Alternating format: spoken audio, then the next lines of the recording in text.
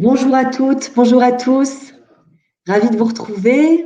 Il est 14 heures, vous êtes déjà 30 sur 180 inscrits. Je salue le docteur Haïm. Bonjour. On va démarrer dans 5 minutes, le temps que tout le monde arrive, tranquillement.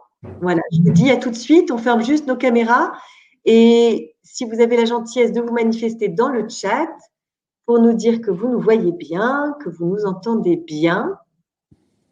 Et comme d'habitude, vous pouvez télécharger une dizaine de documents qui vous seront extrêmement précieux pour mener vos entretiens concernant les violences conjugales, le traitement des violences conjugales, dans l'onglet Les fichiers, si vous l'avez en français, ou Files en anglais. Donc, je vous invite à les télécharger et on se donne rendez-vous dans 3 petites minutes. Très bien. Merci Séverine, Catherine, Marie-Dominique, vous manifestez. Vous êtes déjà 50. Eh bien, je vous dis à dans 4 petites minutes.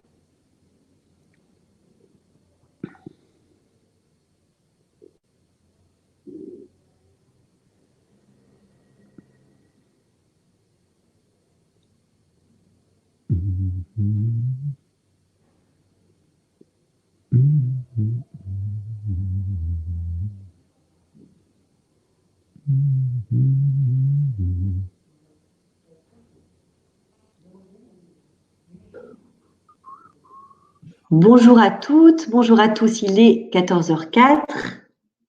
J'espère que vous me voyez bien, vous m'entendez bien. On attend encore 2 petites minutes avant de démarrer, le temps que tout le monde se connecte. Est-ce que Sylvie, vous nous entendez? En tout cas, vous m'entendez désormais? Je pense que oui.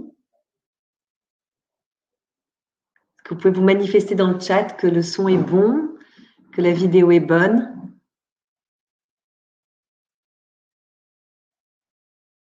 Voilà, je vous dis à tout de suite.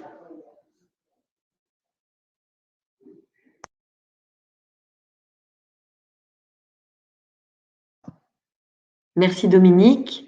Parfait. Je vous remercie.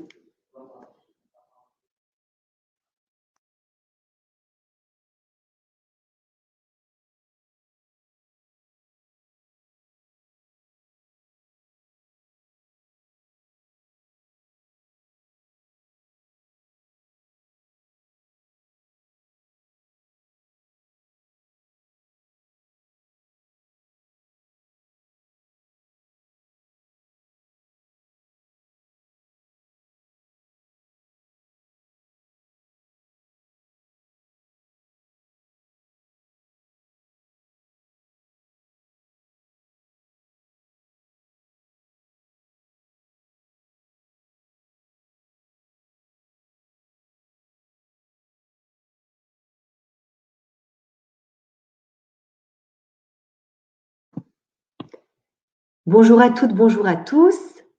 Ravie de vous retrouver pour ce 5e webinaire sur un sujet éminemment sensible qui représente la prise en charge des violences conjugales par vous professionnels. Vous êtes majoritairement des assistants sociaux à assister à notre webinaire, mais aussi beaucoup de médecins du travail, de responsables ressources humaines ou des RH. J'attends mes 2 autres intervenants de choc, le docteur Philippe Haïm, psychiatre, et le docteur Judith Trincard, qui est médecin légiste et qui est secrétaire générale de l'association Mémoire Traumatique, présidée par le docteur Muriel Salmona. J'espère qu'ils vont pouvoir se reconnecter très rapidement. D'ores et déjà, je vous rappelle, vous êtes quasiment 100, 14h07, à participer à ce webinaire. N'hésitez pas à télécharger tous les fichiers qui se trouvent dans l'onglet « Les fichiers ». Pour présenter ce webinaire, en dehors des deux médecins que je viens de vous présenter brièvement, j'ai à mes côtés Maître Alex Buchinger, que vous connaissez, qui est le fondateur du cabinet Buchinger-Rubin. Bonjour mesdames, bonjour messieurs. Voilà. Qui est avocat pénaliste et qui a une vaste pratique des tribunaux, des bureaux des juges aux affaires familiales, des tribunaux correctionnels et même des cours d'assises. Donc, il vous donnera son regard très pragmatique, son retour d'expérience sur quelques années d'ailleurs, de l'évolution en fait de l'appréhension de ce sujet, de cette problématique sociétale, ô combien que représentent les violences conjugales. Et nous allons l'aborder aujourd'hui avec tout le spectre, je dirais, de ce qu'elle représente. C'est-à-dire, quand on parle de violence conjugale, on entend aujourd'hui féminicide, et à juste titre, parce qu'ils sont malheureusement trop nombreux. On voit dans nos rues, sur nos murs, dans les manifestations, dans les journaux. Alors, vous avez un micro à supprimer, l'écho est trop fort. Marie-Pierre nous dit, j'ai l'impression que le son est bon. Vous nous direz. En tout cas, voilà. Faites-moi un retour si le son n'est pas bon. Dans ce cas-là, je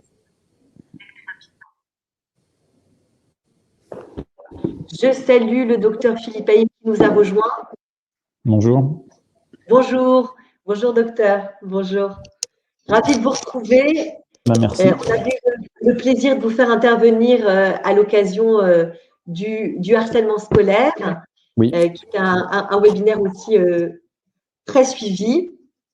Alors, je vous remercie de votre présence. L'autre intervenant, le docteur Judith Trincard, a priori, n'a pas pu se connecter. Nous espérons la retrouver un peu plus tard. Voilà, vous nous entendez bien, vous nous voyez bien, docteur Haïm? Bien. Voilà, je me suis mis plus, voilà, vous verrez mieux. Parfait, parfait. Alors, pour ceux qui viennent d'arriver, donc je refais un petit tour de table. J'ai donc à mes côtés Maître Alex Buchinger, avocat pénaliste. Moi-même, donc, avocate qui organise ces petits déjeuners juridiques et webinaires depuis près de 8 ans au cabinet Buchinger-Rubin.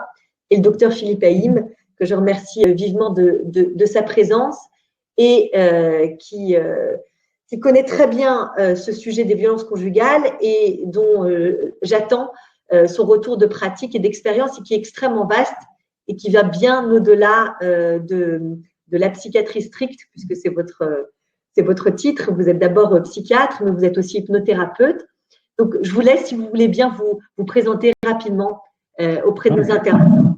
Ah bah, vous m'avez déjà présenté. Oui, je m'appelle Philippe Haïm, je suis psychiatre et psychothérapeute et voilà, je suis formateur aussi en hypnose, en thérapie brève et en communication thérapeutique et quelques autres sujets. Et puis voilà, j'ai écrit quelques livres, dont effectivement le dernier sur le harcèlement scolaire, pour essayer de parler d'une méthode qui aide les gens qui se font harceler à sortir de ces relations harcelantes et à ne plus être victimes.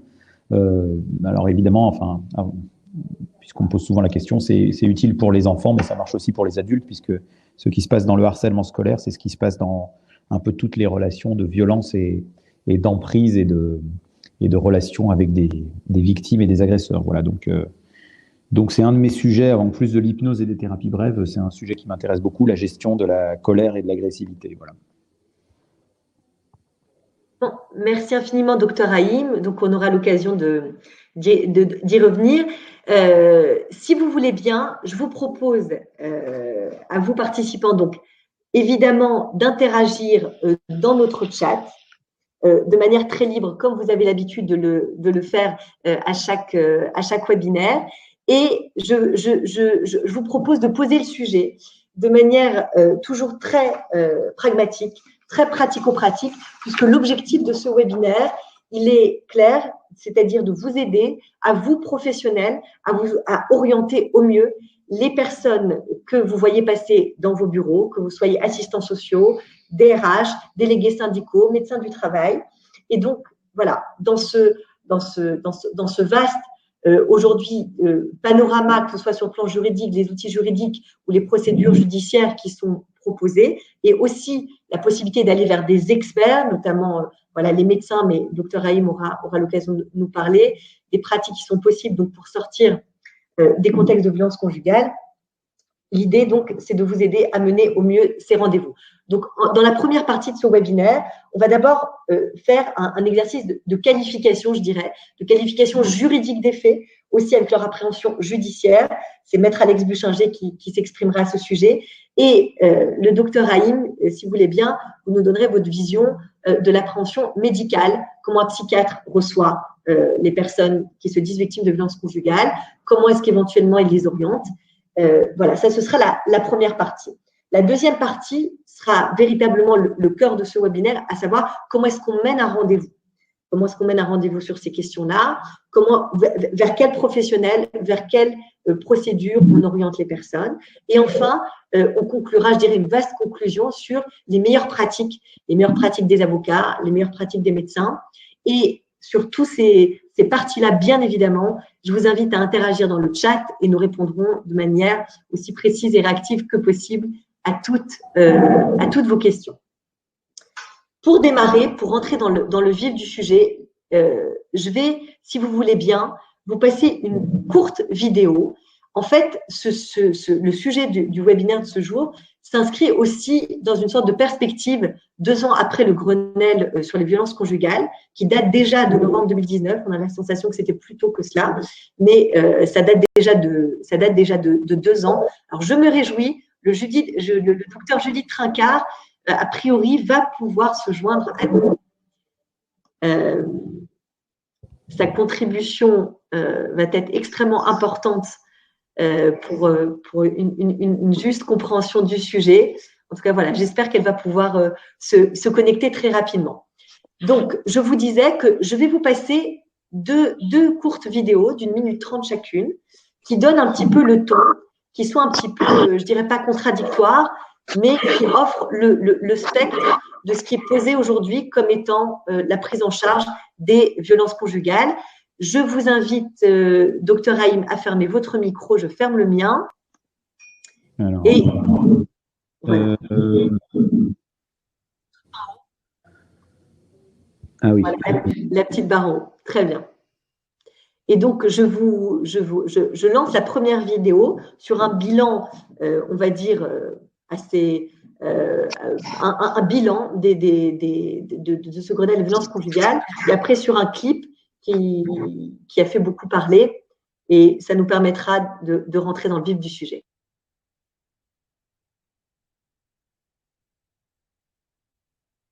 Notre ambition principale, c'est d'éradiquer les violences conjugales. Évidemment, comme tous les pays, aucun pays à l'heure actuelle n'a réussi à éradiquer les violences conjugales. Mais il y a des pays qui, par volonté politique, ont réussi à les faire baisser drastiquement. Éradiquer les violences conjugales, un plan bien ambitieux.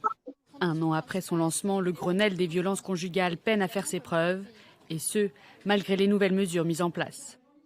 60% des 1000 places d'hébergement d'urgence promises ont été ouvertes. Le recours aux ordonnances de protection a été facilité pour les juges et les médecins peuvent alerter les autorités s'ils pensent que la vie de leur patient est en danger. Mais parmi les mesures annoncées il y a 1 an, certaines tardent à être mises en place. Les 1000 premiers bracelets anti-rapprochement pour les conjoints ou ex-conjoints violents n'ont toujours pas été déployés. Et le numéro de téléphone d'urgence n'est pour l'instant disponible que de 9 h à 19 h, du lundi au samedi. Des retards que le gouvernement s'applique à rattraper. J'ai un engagement aujourd'hui que en 2021, notre budget qui est aujourd'hui de 30 millions va passer à 41 millions. Nous sommes, vous l'avez dit, dans une période de crise. Mais même dans les périodes de crise, les sujets importants ne doivent pas être négligés. Pour les associations féministes, il faut en faire plus et plus vite. Car pour certaines femmes, c'est une question de vie ou de mort. D'après les derniers chiffres, le nombre de femmes tuées par leur conjoint ou ex-conjoint a augmenté entre 2018 et 2019, passant de 121 à 146 décès. Aux États-Unis, 2 jours après Donald.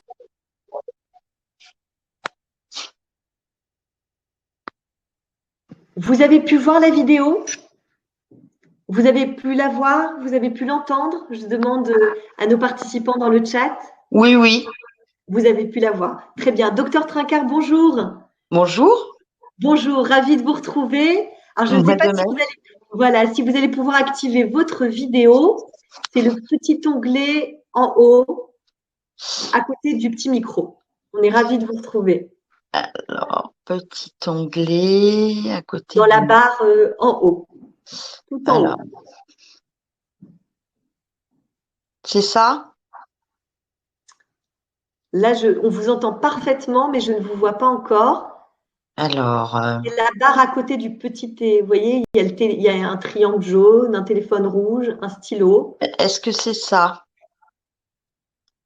Là, je ne vous vois pas, mais c'est juste à côté du petit micro qui est sur la barre tout en haut. Ah, alors attendez, il y a un petit micro, mais c'est pas c'est un réveil? Et ça, exactement, genre de réveil. Formidable. Eh bien, on vous voit. Formidable. Très, très bien. Merci. Merci de votre présence, docteur Trincart. Alors, je viens de diffuser une petite vidéo, je dirais assez consensuelle sur le retour sur le Grenelle des violences conjugales qui met en avant le fait que beaucoup de mesures ont été mises en place, mais qu'effectivement, il y a encore beaucoup à faire.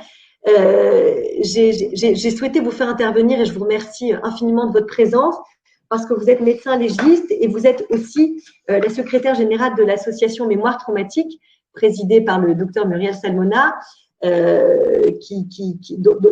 les travaux et la sensibilité fait écho à l'actualité, récemment sur l'inceste, mais depuis bien longtemps sur les violences conjugales et sexuelles.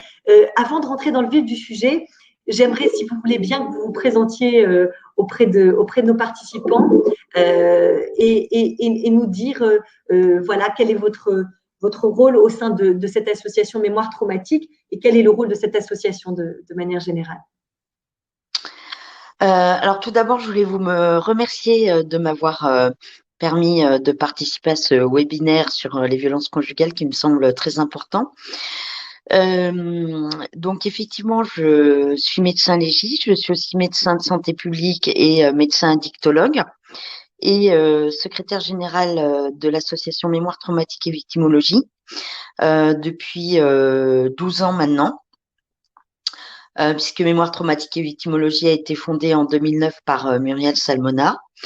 Je suis également membre du conseil d'administration de l'association L'Amicale du Nid, qui est une association qui aide à la réinsertion de personnes en situation de prostitution. Mémoire traumatique, en fait, a été créée à l'origine. J'ai rencontré Muriel, l'association n'existait pas encore.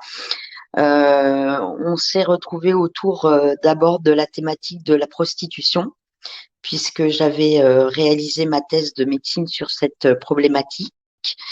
Et puis, on a beaucoup échangé sur la thématique des violences faites aux femmes, de tous les types de violences qui étaient faites aux femmes, et du psychotraumatisme et de la mémoire traumatique.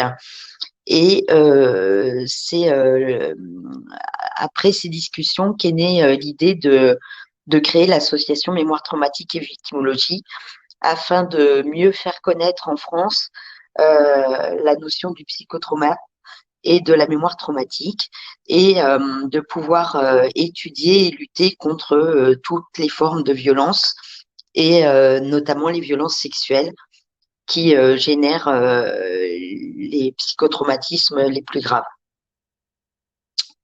Merci beaucoup, docteur Trincart, pour cette présentation. Je vais rebondir sur ce que vous venez de dire avec une autre courte vidéo qui est un clip qui a été sorti par… vous m'entendez bien? Ah, ça y est, je réentends. C'est bon? Très bien. Qui est un clip qui a été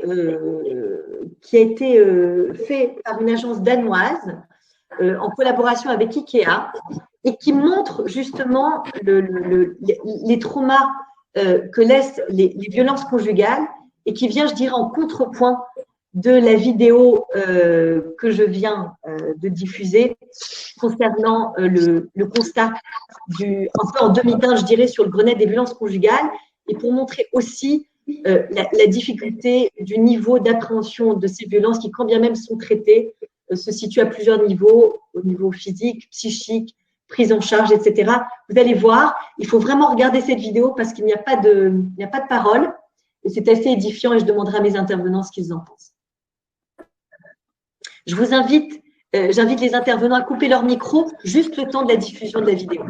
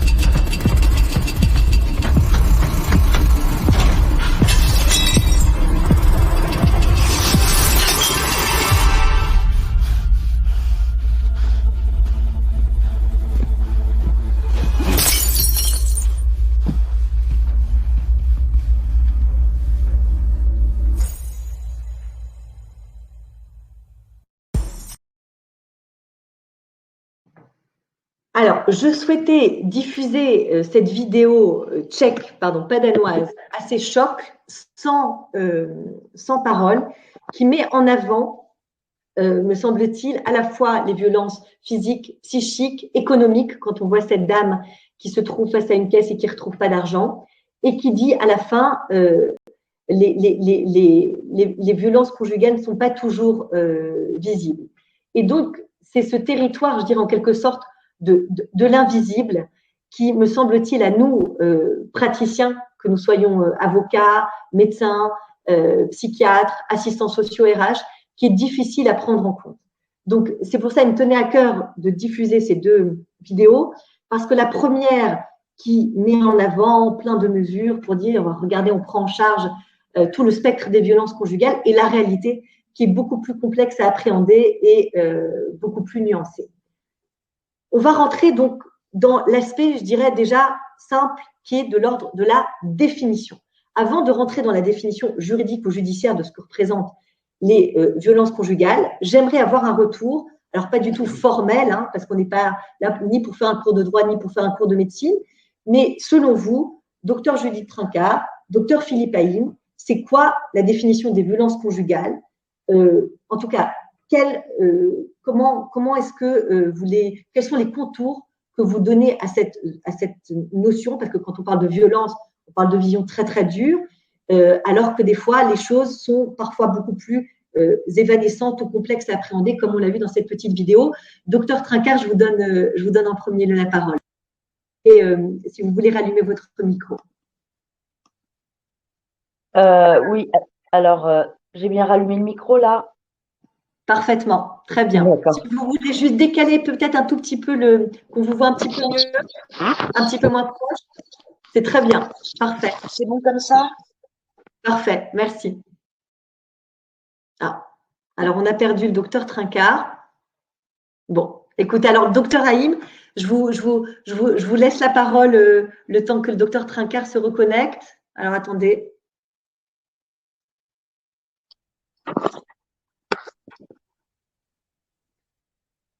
Sur cette question-là, alors, docteur Trincart, vous nous entendez bien? Vous nous voyez bien? Oui, là, ça va, c'est bon. C'est parfait. D'accord. Parfait. Alors, excusez-moi, je j'avais vous écoute. coupé. Je pense que médicalement parlant, les violences conjugales, c'est les violences qui s'exercent entre conjoints, que les personnes soient mariées, concubins, pacsés, etc. Que ce soit dans un sens ou dans l'autre, hein, entre le mari et la femme ou la femme et le mari, bien que la majorité, ce soit majoritairement les femmes qui subissent la violence et les hommes qui l'exercent dans une très très grande majorité. Quand j'ai exercé en unité médico-judiciaire pendant 12 ans, à la fin de mon exercice, on voyait quand même plus d'hommes qui arrivaient à révéler qu'ils avaient été victimes. Ça devenait un petit peu moins tabou. Mais ce sont toutes les violences que l'on peut exercer entre conjoints, que ce soit des violences physiques, des violences verbales, des violences psychologiques, comme vous le mentionniez après la vidéo, des violences économiques. Et ça peut être de toute nature et effectivement des violences que l'on peut ne pas constater du tout physiquement, mais des violences très très dures sur le plan psychologique, des humiliations, des menaces, des contraintes psychologiques, de la coercition psychologique, qui vont être d'autant plus difficiles à prouver pour la victime sur le plan judiciaire et dans un processus judiciaire, que effectivement la victime aura du mal à démontrer ces violences-là. Quand il s'agit de violences physiques, malheureusement, je dirais, on en a la preuve, hein. La victime peut être examinée par un médecin et on va pouvoir constater, on va pouvoir répertorier sur un schéma, on va pouvoir photographier les lésions physiques, les ecchymoses, les hématomes, les brûlures, les excoriations, etc. Et là, malheureusement, je dirais, les tenants du système judiciaire sont entre guillemets heureux de constater qu'on a les preuves matérielles de ces violences, mais on a peut-être des violences encore plus extrêmes sur le plan psychologique, où la victime va être enfermée, la victime va être menacée, la victime va être humiliée à répétition. Et c'est des destructions psychologiques extrêmement graves et qui sont d'autant plus séquelaires pour la personne victime de ces violences que on n'a pas de preuves matérielles de ces violences. Alors, c'est pour ça que ça nécessite une prise en charge très appropriée et des professionnels très bien formés, parce que les preuves de ces violences-là, elles existent, mais elles sont dans le psychisme de la victime, et ce sont ce qu'on appelle les états de stress post-traumatique, le psychotraumatisme, etc.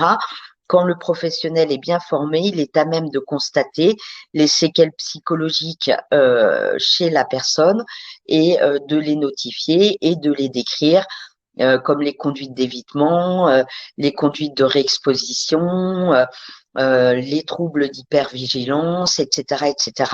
Et tout ça, ce sont des preuves, mais des preuves psychologiques.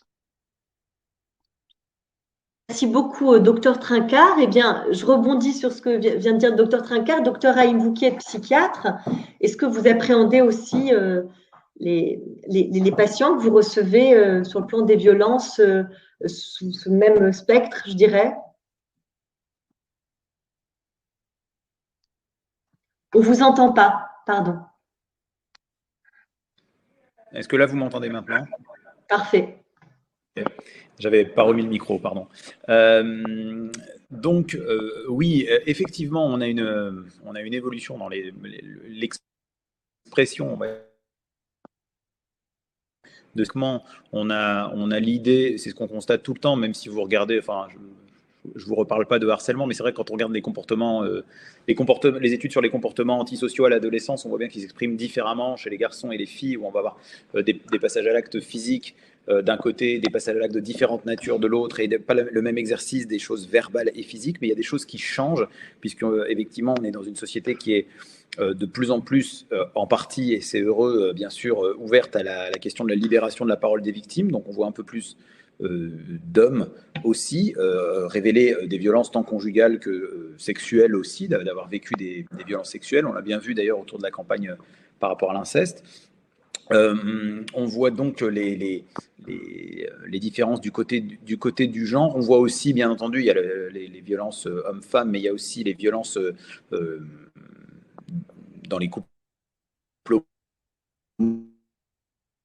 la question de la violence dans les couples homosexuels, qui est une question qui est aussi étudiée, pas beaucoup, mais qui est un questionnement qui a donné lieu à quelques publications. Et puis, donc, ce qui est compliqué, on va dire, dans les violences conjugales, alors, effectivement, on a des cas où, effectivement, ma consoeur l'a bien dit, effectivement, il y a des fois où on a des éléments flagrants devant nous. Voilà, on a une personne qui a des lésions qu'on peut constater, qu'on peut mesurer, j'ai envie de dire, voilà, avec des bleus, des fractures, etc. Et puis, on a la question psychologique. Et c'est vrai que c'est toujours la difficulté, quand on reçoit des gens aussi, de cerner les contours de cette violence et les contours du conflit. C'est-à-dire que par définition, l'aspect conjugal, c'est donc deux personnes qui sont ensemble. Nous vivons dans des latitudes où beaucoup de couples, pas tous, mais beaucoup de couples se sont choisis, ont choisi de vivre ensemble. Et donc, même pas à partir du moment où vous êtes sous le lien et que vous êtes vivant, un jour ou l'autre, vous allez entrer en conflit. Et donc, il n'y a pas beaucoup de couples sans conflit. Et donc, des fois, il faut tracer les contours de ce qui peut paraître à certains comme un conflit ordinaire, puis qui en fait va prendre des proportions différentes, qui va devenir un conflit qui est à l'origine de beaucoup de souffrances. Et des fois, c'est un questionnement complexe et qui fait qu'on a parfois du mal à repérer ces violences, qu'on a du mal à en tracer le début. C'est les contours de ce qui relève du conflit et de ce qui va basculer du côté d'une violence conjugale, où là, il y aura une asymétrie qui sera beaucoup plus forte que dans un conflit, puisque dans un conflit, on est donc deux personnes en conflit, et ça, les conflits, je crois qu'on peut dire que ça fait partie de la vie de couple de la plupart des couples, et voilà, de tracer les contours du conflit. Ça représente une première difficulté, c'est cet aspect relationnel qui est intriqué avec le reste. Quand les violences ne sont pas des violences de toute façon très asymétriques et flagrantes, comme effectivement quelqu'un qui se fait taper dessus etc., beaucoup plus difficile à mettre en évidence et à voir de façon flagrante. Par ailleurs, il y a le fait que dans les violences conjugales, il y a une intrication d'un très grand nombre de facteurs. On le voit déjà dans la manière dont peuvent s'exercer les violences, mais je veux dire, il y a les violences qui peuvent s'exercer sur le plan physique, psychique, économique, etc. Et il y a une grande intrication de facteurs pour la personne qui est victime de violence, par rapport au fait d'arriver à en parler, à demander d'être aidée, à demander d'être prise en charge. Elle est amenée à faire face à un extrêmement grand nombre de facteurs. C'est-à-dire que finalement, si je me fais agresser physiquement par quelqu'un dans la rue et qu'après je vais décider d'aller porter plainte, j'ai beaucoup moins de facteurs à prendre en compte dans ma démarche que si la personne qui me frappe est également la personne qui participe au fait que je puisse être soutenu économiquement, qui est aussi l'autre parent de mes enfants, qui est aussi la personne avec qui je vis depuis longtemps, social, des relations aux autres, etc., qui sont extrêmement nombreux. Et c'est, je pense, ce qui fait la complexité des violences familiales, le fait qu'elles s'expriment de façon multiple. On évoquait le trauma. Parfois, il peut y avoir des violences conjugales sans qu'il n'y ait un trauma. Parfois, il peut y avoir des traumas qui naissent sans qu'on arrive à constater facilement, comme de façon légale, comme ça, avec des preuves, les violences elles-mêmes, mais on constate le trauma. Donc, en fait, pour moi, les violences conjugales, c'est un sujet éminemment complexe sur lequel je m'aventure, on va dire, à pas feutrer, c'est-à-dire j'essaye de dire des choses nuancées et d'y aller doucement, parce que je pense que c'est un sujet complexe avec une intrication de facteurs très, très, très nombreux. Voilà. Merci beaucoup, docteur Haïm. Et je vais tout de suite passer la parole à Maître Alex Buchinger. Là aussi, pour rebondir sur vos propos à tous deux, qui sont très intéressants, c'est qu'en réalité, vous ne l'avez pas dit comme tel, ou vous l'avez évoqué peut-être, docteur Trinquart, il y a le problème de la preuve des éléments. Et ce que vous avez dit aussi, docteur Haïm, c'est la difficulté, en fait, quand vous êtes victime de violences conjugales, vous n'êtes pas une victime lambda d'une agression, je dirais, dans la rue, ou voilà, je dis de la violence certainement grave, mais qui implique moins de paramètres que lorsqu'il s'agit d'un conjoint, un conjoint qui est parfois le parent des enfants et parfois une dépendance économique, comme vous l'avez dit. Donc, il y a la problématique du chemin, je dirais, pour retracer sur le plan médical, légal, les violences qui ont été faites. C'est pour ça que je fais tout de suite intervenir Maître Alex Buchinger. Est-ce que vous pouvez nous redonner un petit peu le contexte? Alors, effectivement, on n'est pas là pour faire un cours de droit. Vous avez tous ces éléments dans l'onglet Les fichiers. Mais on constate simplement que depuis 30 ans, il y a des plans interministériels successifs, on a des lois, des circulaires, des directives extrêmement importantes. On a eu un Grenelle il y a à peu près 2 ans de cela. Et on voit pourtant que le cheminement de la plainte, notamment en matière de violence conjugale, reste compliqué. Je vous laisse tout de suite la parole, Maître Alex Buchinger, pour nous offrir votre regard et nous expliquer un petit peu quels sont les contours légaux et la procédure judiciaire en la matière. Alors, ce qui vient de vous être dit par le docteur Trinquart et le docteur Haïm est très intéressant. C'est un petit peu une vision différente de la nôtre, très complémentaire, très intéressante. Nous sommes amenés à rencontrer fréquemment des personnes victimes de violences conjugales. Et la grande difficulté, c'est souvent la preuve. Alors, c'est vrai que lorsque ça touche à la psychologie, c'est encore plus compliqué, mais ces violences, généralement, se déroulent en vase clos. Il n'y a pas de témoin. Généralement, c'est la parole de l'un contre la parole de l'autre, surtout s'il n'y a pas de traces évidentes. Alors là, il y a un conseil pratique qui me paraît extrêmement important à vous donner, c'est l'utilisation du smartphone. En matière pénale, contrairement à ce qui se passe en matière civile, le fait de filmer ou d'enregistrer une scène violente constitue une preuve tout à fait recevable. Donc, lorsque les faits se déroulent, comme c'est le cas la plupart du temps, en l'absence de tout témoin, le smartphone peut être le meilleur des témoins. Maintenant, lorsque une telle scène se déroule, la première des choses à faire, si on a la possibilité de le faire, c'est d'appeler police secours, comme on dit communément. Et là, des fonctionnaires de police se déplacent, souvent décident de faire venir au commissariat de police l'auteur des violences, de le mettre en garde à vue. Donc, cette garde à vue peut durer 48 heures. Et à l'issue de cette garde à vue, c'est le procureur de la République qui prend la décision. Et généralement, lorsque les faits ne sont pas d'une gravité extrême, la personne est remise en liberté, mais placée sous contrôle judiciaire avec des obligations très strictes, notamment de ne pas approcher la victime, de ne pas retourner au domicile.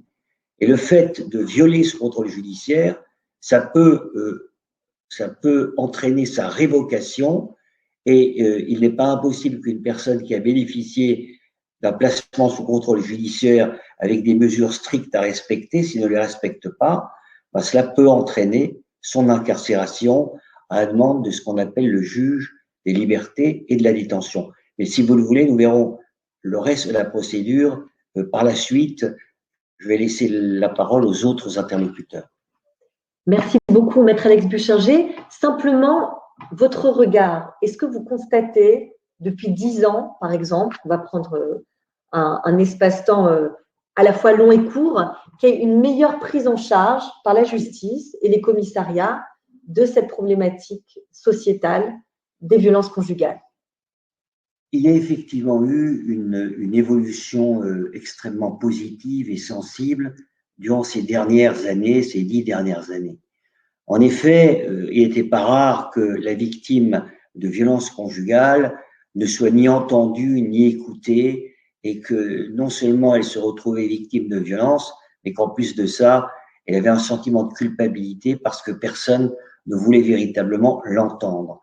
Des directives ont été données aux services de police pour traiter autant que faire se peut de la façon la plus sérieuse qu'il soit ces affaires de violence conjugale.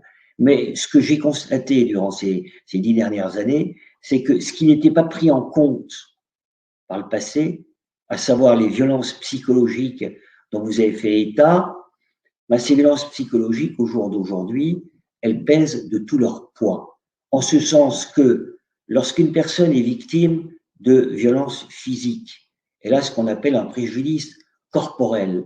Et donc, il y a ce qu'on appelle la réquisition de l'unité médico-judiciaire. Les services de police requièrent les médecins assermentés des UMJ, et ce médecin examine la victime et évalue l'ITT, la durée d'incapacité temporaire totale.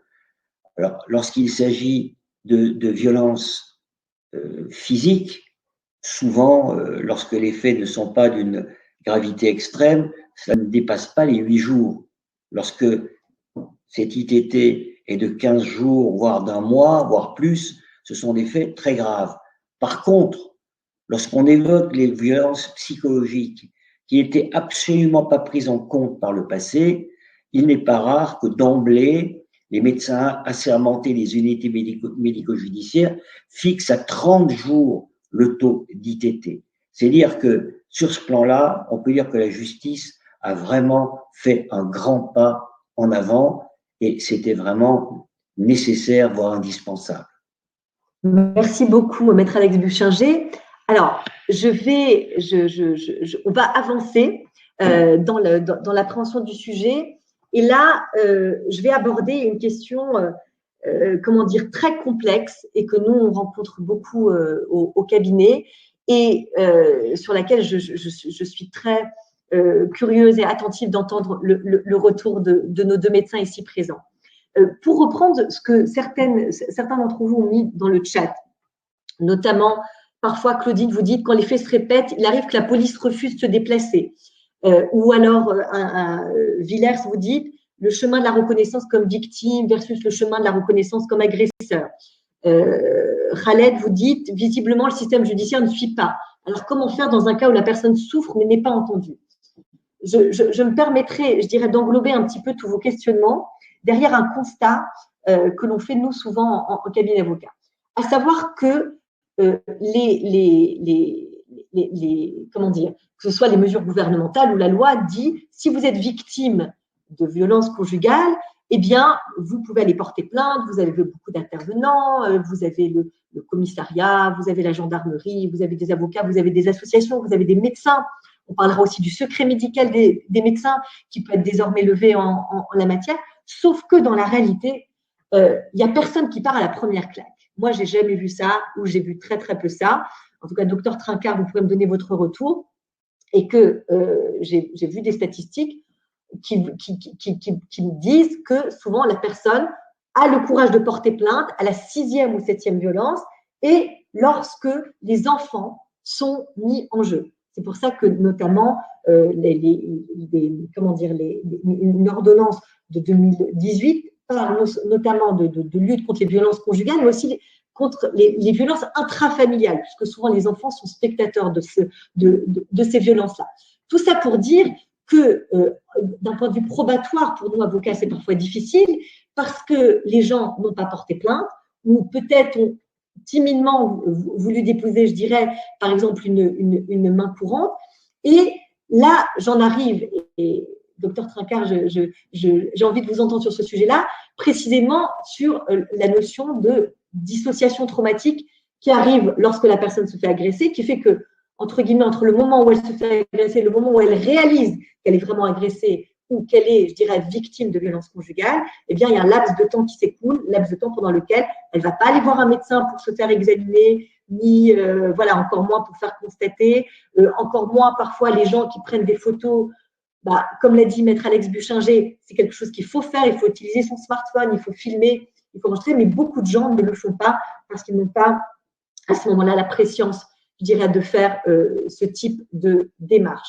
Docteur Trincart, pour rebondir, je dirais, sur ce constat, hein, qui je pense que vous partagez ce constat, est-ce que vous pouvez nous donner les contours de ce qu'on appelle la mémoire traumatique ou la dissociation traumatique, qui fait que précisément, les personnes ne se saisissent pas des outils juridiques et judiciaires qui sont face à eux pour se défendre, en tout cas quand l'agression, les violences arrivent, une première ou voilà, dès qu'elles arrivent.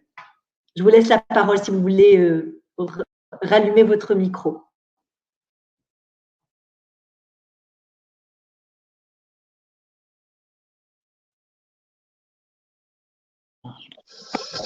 On vous entend. Oui. Alors, en fait, non seulement c'est des victimes qui ont du mal à se saisir de l'outil judiciaire, mais pas seulement que de l'outil judiciaire, hein, de tout ce qu'on peut mettre à leur disposition, le système médical, les soins psychiatriques, les soins psychologiques, les outils sociaux. On a l'impression parfois c'est très décourageant pour les professionnels du système judiciaire et de tout ce qu'on peut leur proposer. Elles n'ont recours à rien et c'est vrai que ça questionne. Ça questionne aussi le fait qu'elles restent aussi longtemps sous emprise de quelqu'un de maltraitant. Hein, on l'a vu avec le cas de Jacqueline Sauvage, hein, qui a fini par abattre son mari agresseur après autant d'années passées à ses côtés, et où les gens se disent mais c'est pas possible, pourquoi elle a attendu aussi longtemps, pourquoi elle est restée autant d'années avec quelqu'un d'aussi maltraitant, ou ces femmes qui ont des conjoints violents à répétition. Elle a un premier mari violent, un deuxième mari violent, un troisième mari violent, un quatrième mari violent, et quand les policiers nous amènent ces femmes à l'unité médico-judiciaire pour faire les certificats, ils nous disent mais c'est pas vrai, la petite dame elle aime ça, hein, elle a toujours des maris violents. Alors non, la petite dame elle aime pas ça, elle aime pas être frappée, elle aime pas être humiliée, elle aime pas être insultée, mais il y a effectivement des antécédents familiaux, des événements de vie, etc., qui font que ces femmes se retrouvent dans des histoires de violence à répétition. Alors, c'est quoi ces antécédents? Bah, effectivement, c'est la dissociation psychotraumatique, c'est la mémoire traumatique. Qu'est-ce que c'est la mémoire traumatique? Le psychotrauma, c'est quand on se retrouve face à un événement qui est tellement traumatisant, qui peut être une violence psychologique, une violence sexuelle, une violence physique.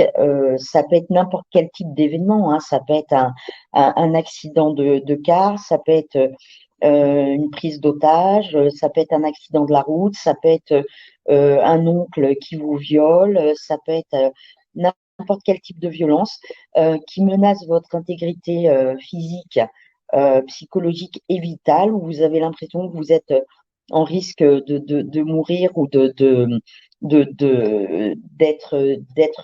détruit psychologiquement ou physiquement. Votre organisme va réagir en sécrétant différentes substances. J'essaye de simplifier au maximum pour que ça soit compréhensible. Votre cerveau va sécréter des substances qu'on appelle l'adrénaline et le cortisol, qui vont vous permettre de réagir, hein, d'affronter la situation violente. Et soit de vous battre, soit de fuir la situation. Le problème, c'est que quand cette agression dure trop longtemps, ces substances risquent d'être délétères sur votre cerveau et votre cœur. Et pour contrer ce mécanisme-là, d'autres substances vont être produites par le cerveau, qu'on appelle les endorphines et les kétamines-like.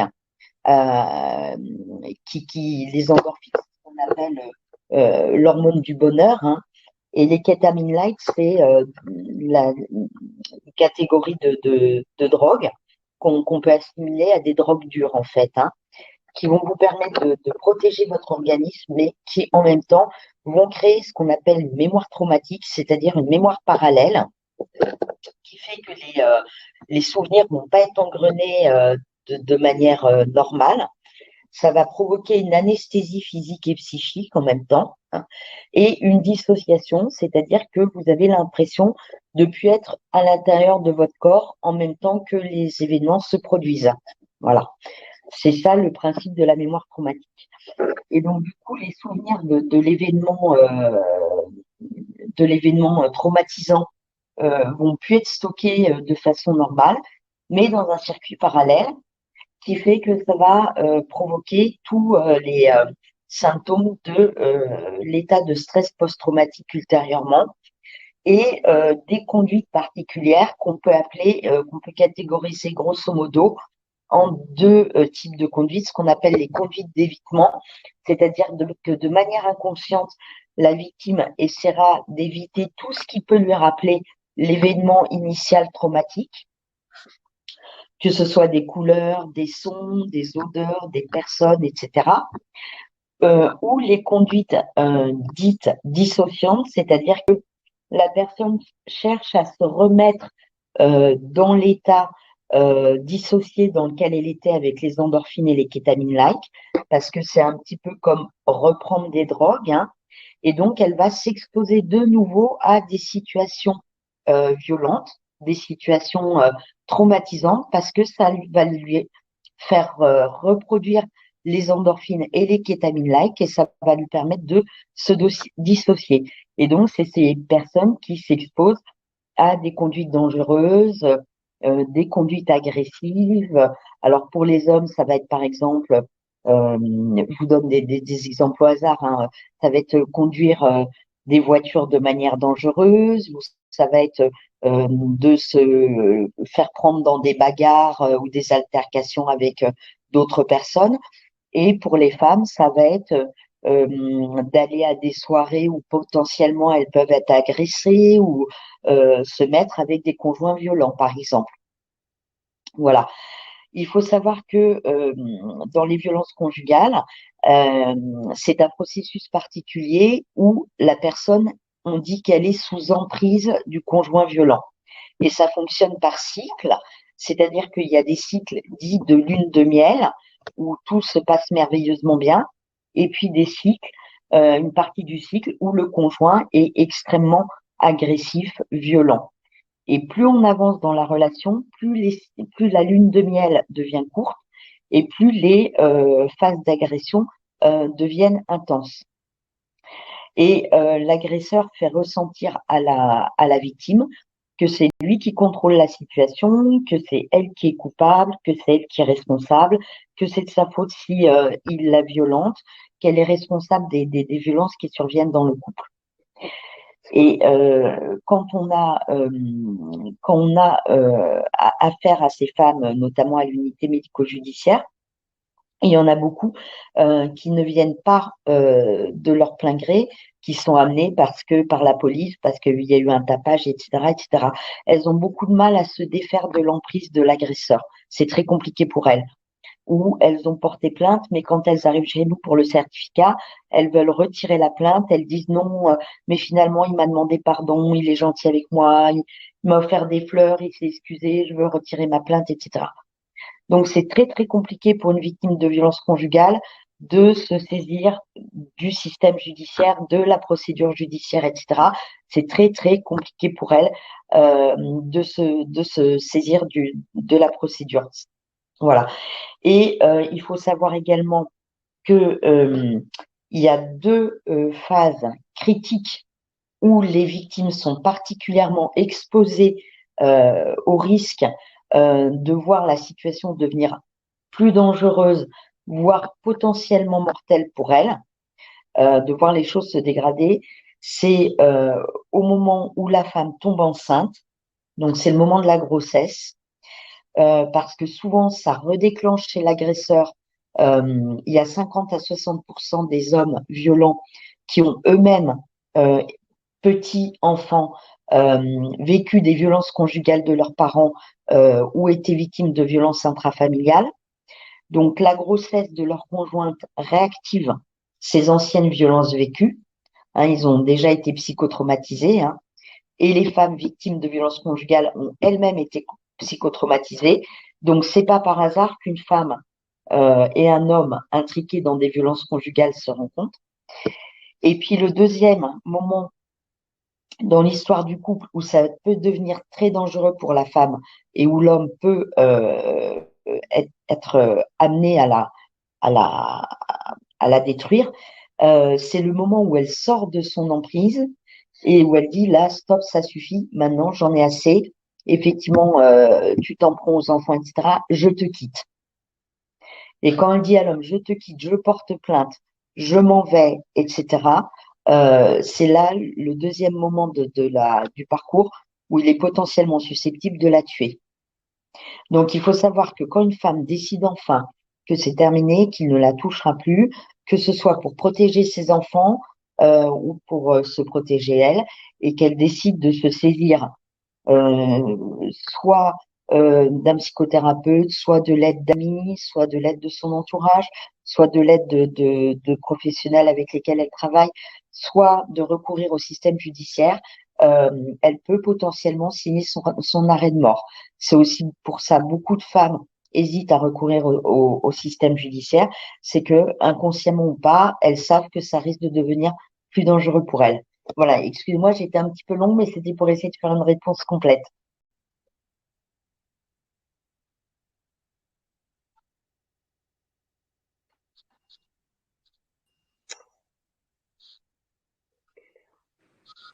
On a perdu l'animatrice de la réunion. Oui, je crois.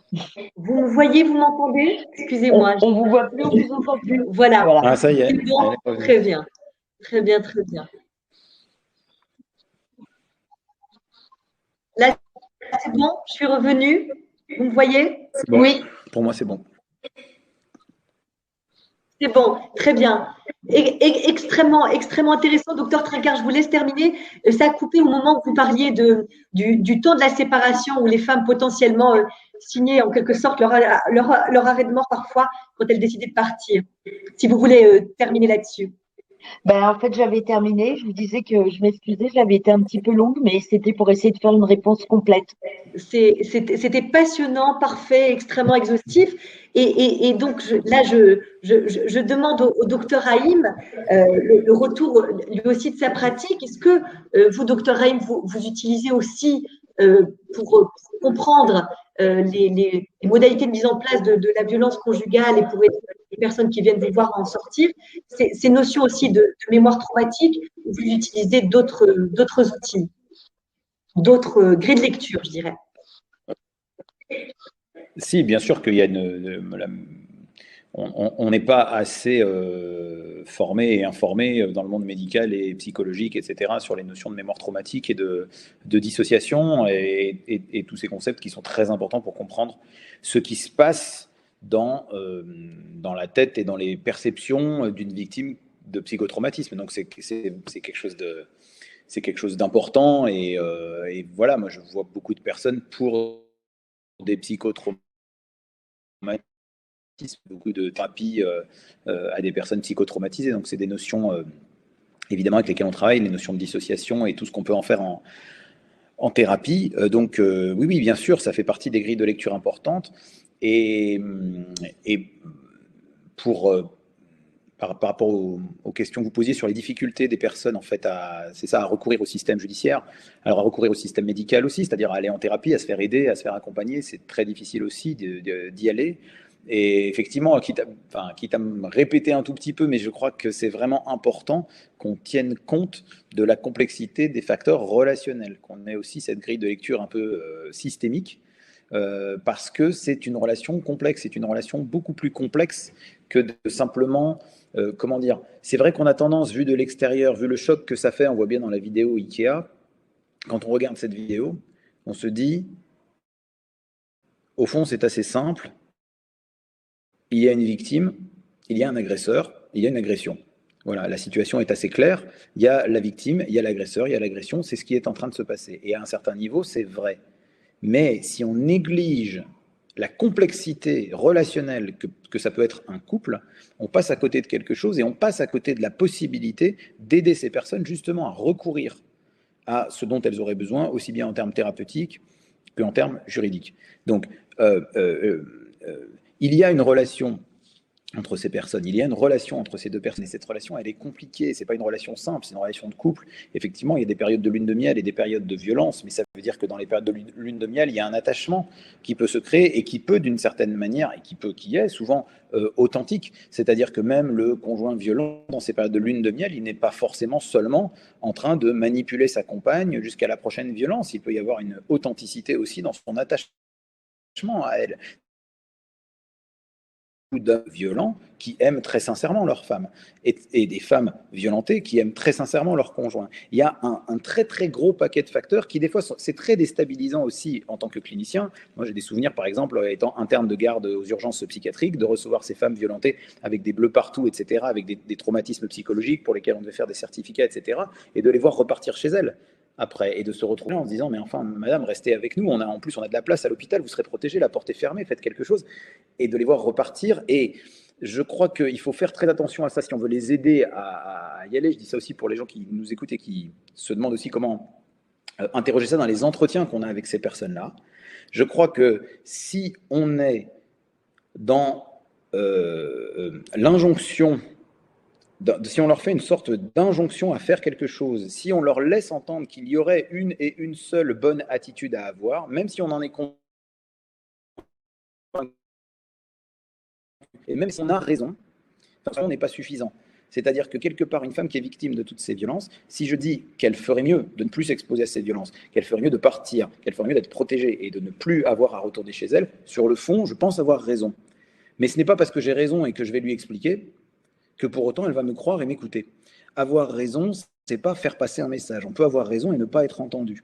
Et donc je pense que si on se met, parce qu'il y a une personne qui demandait dans le chat, elle disait mais moi j'étais très surprise que cette femme-là, elle veuille retourner avec son mari. Et cette femme-là, elle me dit, le juge n'a pas compris que je veuille retourner avec son mari, et moi non plus, j'ai pas compris. Oui, ok, vous n'avez pas compris parce que vous êtes certain d'avoir raison. Et quelque part, peut-être vous avez raison. Bien sûr que s'il l'a violentée comme ça, il peut la violenter à nouveau, et il le fera parce que c'est une grande règle en psychologie que le meilleur prédicteur d'un comportement, c'est d'avoir déjà eu ce comportement. Voilà. Le meilleur prédicteur de décéder par suicide, c'est d'avoir déjà des tentatives de suicide. Le meilleur prédicteur de violenter sa femme, c'est de l'avoir déjà violenté. On démultiplie ses chances, enfin plutôt ses risques d'être violent si on l'a déjà été. Donc évidemment, sur le fond, on a raison. Mais on se rend bien compte, quand on est dans le concret, quand on est dans le réel, quand on est en relation avec cette personne, qu'avoir raison n'est pas suffisant et qu'arriver à l'aider à se saisir du système judiciaire ou médical, ça passe par tenir compte d'un grand nombre de facteurs. Si une femme qui est violentée me dit « mais c'est compliqué parce que j'aime cet homme », je pense qu'on aurait tort de se dire « mais non, en fait, elle ne l'aime pas, elle est manipulée par lui ». Eh bien non, elle peut être manipulée par lui et aussi l'aimer, et aussi être sincère, et aussi lui aussi. Et c'est beaucoup plus compliqué, ce que je veux dire, c'est que c'est beaucoup plus compliqué que ça en a l'air. Et je pense que si on est un peu clivant, si on ne tient pas compte de la complexité de ces facteurs, et si quelque part on attend d'elle quelque chose, et quelque part, sans le vouloir, on ralentit un petit peu, le processus. Vous voyez ce que je veux dire? Donc, c'est très complexe. Et justement, je trouve on pressent cette complexité justement dans ces situations-là où il y a ces personnes-là qui sont exposées et qui y retournent. Et là, on se sent très, très démuni. Donc évidemment, la dissociation est un mécanisme qui entre en jeu dans cette attitude. La dissociation, les antécédents, la manière d'aborder les relations. Quand on s'est construit autour d'une dissociation, on a beaucoup de mal à appréhender certains types de relations. On a beaucoup de mal à faire face. Et donc voilà, pour l'anecdote, comme ça, histoire d'en parler, parce qu'on était nombreux quand on était interne justement à être toujours très touchés, bouleversés les premières fois qu'on reçoit ces personnes-là et très atteints par la situation de ces femmes maltraitées. Bon, et je me souviens d'avoir discuté avec une amie qui était interne et on voyait une de ces personnes qui retournait vers son conjoint violent à chaque fois et qui me disait c'est compliqué pour moi, j'ai du mal à comprendre. Moi, mon sentiment, c'est que si mon mec me frappe, ne serait-ce qu'une fois, mais c'est fini, quoi. Moi, je le lis directement. Et en fait, je lui disais, oui, mais regarde aussi l'histoire de cette personne et regarde sa fragilité. C'est-à-dire que toi, tu n'as pas cette fragilité-là, tu t'es construit autrement. Et comme tu t'es construit autrement, tu te dis, bah, c'est pas normal de frapper. Je suis tellement au clair avec ça que j'ai du mal à comprendre ce comportement. Oui, mais ce comportement, il est lié à un très grand nombre de facteurs complexes qu'on a du mal à appréhender. Donc je pense qu'il faut rester aussi avec l'idée que c'est difficile à comprendre, mais qu'on doit accepter ce qui est en train de se passer et que c'est pas parce qu'on a une bonne idée qu'on va forcément arriver à faire passer le message. Voilà. Donc pour moi, l'idée de ce que vous disiez, les gens qui ont du mal à se saisir du système, eh ben, je crois qu'il faut accepter de tenir compte de l'intégralité des facteurs complexes qui nous énoncent aussi et de ne pas décider à leur place. On ne doit pas parler à la place des victimes, au fond. Et ce que nous dit cette femme-là quand elle dit « mais moi, j'ai quand même, il y a une part de moi qui a envie de retourner avec mon mari », ça nous dit en fait, pour moi, c'est une manière de dire la situation est plus compliquée que ça en a l'air, cette relation, elle a toute une histoire. Voilà, je pense que c'est ça, moi, qui m'aide, en tout cas, quand je reçois quelqu'un, à essayer de, entre guillemets, de redescendre d'un étage, de ne pas lui dire ce qu'elle doit faire, d'essayer de tenir compte de l'ensemble des facteurs pour l'aider à arriver par elle-même, en fait, à cette conclusion et pas lui imposer ma conclusion. Merci beaucoup, docteur Haïm. Vraiment, vos interventions, docteur Trinquart, à vous-même, sont absolument passionnantes. Je retiens de ce que vous dites entre la mémoire traumatique et, je dirais, la posture parfois ambivalente des personnes qui sont véritablement victimes de violences conjugales. Ça, ce sont vraiment des points à vous, assistants sociaux, RH, médecins du travail, délégués syndicaux, sont des notions véritablement appréhendées pour orienter au mieux les entretiens. Et on va tout de suite, après avoir passé la parole à Maître Buchinger sur un point spécifique qui est celui du logement, on va tout de suite aborder la manière nette des contours à donner aux entretiens avec les salariés ou les agents que vous recevez. Mais en tout cas, nous, avocats, on a un biais pour aider les gens, je dirais, à faire le premier pas pour sortir de cette ambivalence, c'est à quitter le domicile ou à faire en sorte que le conjoint violent soit exfiltré du domicile. La notion d'espace est extrêmement importante, de se réapproprier un espace, de ne pas être en contact avec son agresseur. Ça passe par une notion de logement, soit de rester dans son logement ou parfois de retrouver un logement. Mais en tout cas, je constate, et Maître Buchinger sans nul doute sera d'accord avec moi, que le premier pas, c'est vraiment celui-ci. Sauf que c'est parfois difficile quand on est co-titulaire du bail, c'est parfois difficile quand on paye un crédit immobilier, etc. Comment, Maître Alex Buchinger, on peut essayer d'aider les personnes victimes de violences conjugales à faire ce premier pas, notamment sur la question du logement, qui est parfois extrêmement compliquée. Alors effectivement, dans ces problèmes extrêmement lourds de violences conjugales, l'aspect matériel est souvent très important. Il arrive fréquemment que des femmes, plus rarement des hommes victimes de violences conjugales, hésitent à déposer plainte, hésitent à saisir la justice, de peur de perdre leur logement, de se retrouver à la rue avec les enfants. Et là, la justice offre des possibilités extrêmement importantes qu'il convient de connaître. On a vu que dans le cadre du dépôt d'une plainte, et généralement, il est préférable de faire les choses à chaud lorsque on a la possibilité d'alerter les services de police. L'auteur des violences va être mis en garde à vue immédiatement, va généralement comparaître devant le juge des libertés de la détention à l'issue de la garde à vue et va être mis sous contrôle judiciaire, placé sous contrôle judiciaire. Et dans le cadre de ce contrôle judiciaire, il n'aura plus le droit d'approcher le domicile conjugal. Ce qui fait que, de facto, ce domicile sera attribué à l'épouse victime. Donc ça, c'est déjà un moyen radical de résoudre le problème du logement.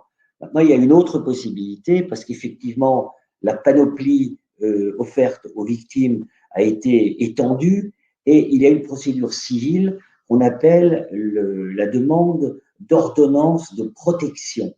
Donc, devant le juge aux affaires familiales, on peut mettre en œuvre une procédure de façon extrêmement rapide, je dirais de façon flash, à savoir que l'on présente une requête, l'on demande à pouvoir comparaître devant le juge aux affaires familiales dans le cadre d'une demande d'ordonnance de protection, et on se retrouve devant le juge aux affaires familiales dans le cadre d'une audience en l'espace de quelques jours, moins d'une semaine généralement. C'est-à-dire que cette procédure civile, non pénale comme la plainte, cette procédure civile est très efficace, mais avec un certain nombre de réserves. On voit souvent des gens qui sollicitent du juge aux affaires familiales une ordonnance de protection et qui malheureusement se font débouter. Pourquoi? Parce que ces personnes viennent les mains dans les poches sans aucun élément. Or, en justice, les éléments de preuve, les pièces, c'est absolument capital. En matière d'ordonnance de protection, il convient de venir avec un certificat médical à minima, c'est vraiment le b.a.-ba.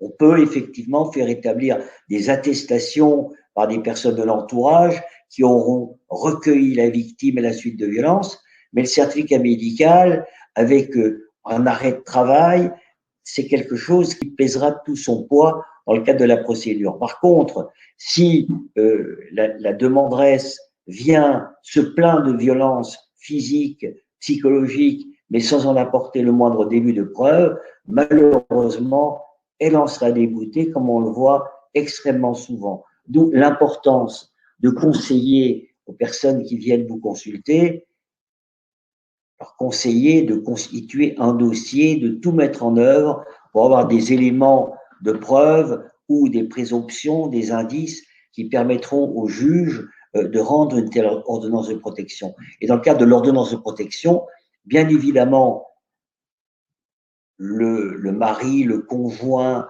n'aura pas le droit d'approcher du domicile et c'est l'épouse ou la concubine qui se voit attribuer la jouissance du domicile conjugal. C'est extrêmement important parce que il est beaucoup plus facile de rester chez soi que de se retrouver à la rue, comme beaucoup de femmes, avec des enfants sous le bras, sans savoir où aller. Merci beaucoup pour ces précisions, Maître Alex Buchinger. Alors, je voulais vous dire, concernant effectivement l'aspect économique et l'entourage des femmes violentées sont des facteurs à prendre en compte. Sylvie pose la question dans le chat. Bien évidemment, c'est absolument essentiel. Et je dirais, au même titre que le logement, c'est un facteur qui est, je dirais, objectivable. Est-ce que je travaille? Est-ce que je travaille pas? Quels sont mes revenus mensuels? Quelles sont mes charges? Est-ce que j'ai la possibilité de me loger rapidement ailleurs? Est-ce que l'assistance sociale peut m'aider à retrouver un logement rapidement? Parfois même, c'est possible. Et je peux en attester puisque nous, au cabinet, on travaille vraiment main dans la main avec de nombreux services sociaux du privé et du public. Parfois, l'assistance sociale est beaucoup plus rapide que la justice et permet de trouver un logement en urgence sans même parfois attendre la délivrance d'une décision de justice en bonne et due forme. Et parfois, quand un avocat présente une attestation de procédure en cours ou envoie un courrier à la commission d'action sociale, ça peut permettre de débloquer un logement. Donc, attention à ne pas, je dirais, en quelque sorte, croire au tout judiciaire, à engager les personnes, comme l'a dit Maître Alex Buchinger, parfois dans des procédures, notamment celle de l'ordonnance de protection, qui est très stricte, je le rappelle. Vous avez un exemple dans l'onglet des fichiers que vous pouvez télécharger. Malheureusement, c'est une procédure d'urgence, mais qui donne parfois l'impression, je dirais de manière abusive aux justiciables, qu'on peut la déclencher comme ça et partir à la rencontre d'un juge aux affaires familiales en une semaine et lui dire voilà, je suis victime de violence, je veux que mon conjoint soit exfiltré ou mon conjoint des armes à la maison ou j'ai peur, etc. Malheureusement, pour enclencher cette procédure d'ordonnance de protection, il faut des pièces et encore des pièces. Et demander des pièces aux personnes qui viennent nous voir en cabinet d'avocat ou qui viennent voir un médecin, un psychiatre, leur assistante sociale, c'est quelque chose qui coûte énormément. Parce qu'il faut, dans ces cas-là, avoir, je dirais, en quelque sorte, la disponibilité psychique, la sérénité pour pouvoir réunir ces pièces. Et c'est parfois pas toujours évident. Alors, effectivement, aujourd'hui, vous avez beaucoup de pièces qui sont dématérialisées. Même si le conjoint, vous aviez pris des pièces, vous pouvez les retrouver.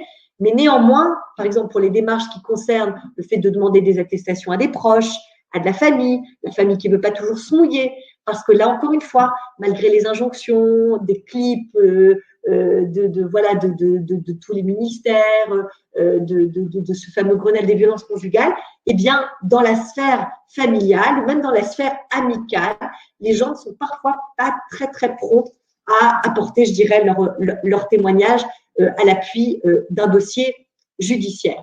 Et c'est là que ça se complexifie, parce que si vous n'avez pas d'attestation, si vous n'avez pas pris des photos de vos bleus ou des marques, si vous n'avez pas un certificat médical d'un psychiatre qui atteste des violences psychologiques, eh bien, l'ordonnance de protection, malheureusement, échouera et vous allez vous retrouver avec, je dirais, votre bourreau entre quatre murs. Et là, ce sera encore plus délétère, catastrophique. Et je rejoins le docteur Trincart avec un risque vital engagé. Je ne suis pas médecin, mais à savoir que si une procédure échoue, vous n'avez pas où aller, vous n'avez pas de logement en urgence dans un foyer, eh bien, effectivement, c'est extrêmement risqué.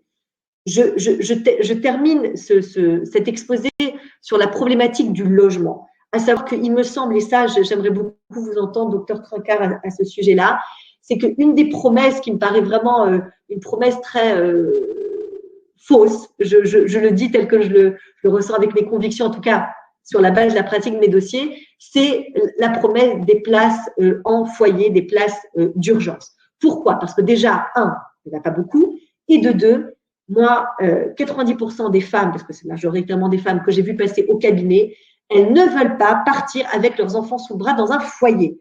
D'autant plus que souvent, c'est des foyers qui ne sont pas forcément des foyers destinés exclusivement aux femmes victimes de violences conjugales, mais parfois des femmes SDF, des femmes sans papier, ce qui pose pas de problème, mais on n'a pas forcément envie de confronter, si on a des enfants, à des environnements comme ça. Et je parle aussi, et je vous laisse tout de suite la parole, docteur Trincart, de femmes qui ne viennent pas forcément de milieux aisés, mais qui, par exemple, voilà, une maison, un jardin, ce genre de choses, se retrouver dans une petite chambre de 9 mètres carrés sans savoir combien de temps elles n'ont pas envie de le faire. Et c'est pour ça que je trouve que cette mesure-là est une mesure même extrêmement gouvernementale, est extrêmement délétère dans son approche, parce que moi, je ne connais pas beaucoup de femmes qui ont envie de faire ça. Et en plus de ça, quand bien même elles obtiendraient une place en foyer, combien de temps ça va durer, qu'est-ce qui va être mis en place. Si par exemple elles sont propriétaires d'un bien, qu'elles ont un crédit immobilier sur le dos, eh ben, trouver un autre logement, c'est très compliqué. Donc voilà, autant de propositions qui me semblent parfois un peu cosmétiques et qui, in fine, je trouve, dans la vraie vie, en quelque sorte, ne fonctionnent pas. Est-ce que vous partagez mon constat, docteur Trincart?